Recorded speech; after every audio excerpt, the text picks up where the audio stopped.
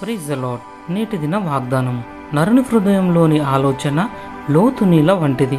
సామెతల గ్రంథము 20వ అధ్యాయము 5వ వచనము. సొలొమోను యొక్క జ్ఞానానికి సంబంధించిన ఒక చిత్రాన్ని చిత్రించాయి. నరుని హృదయంలోని ఆలోచన లోతు నీళ్ళ వంటిదని, వివేకం గలవాడు దానిని పైకి చేదుకొనును.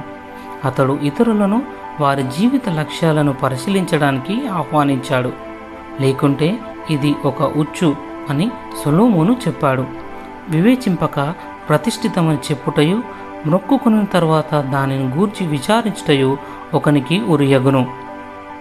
దేవుని యొక్క ఆదేశాలు, లోతైన సలహా చేత మన మార్గాన్ని నిర్దేశిద్దాం.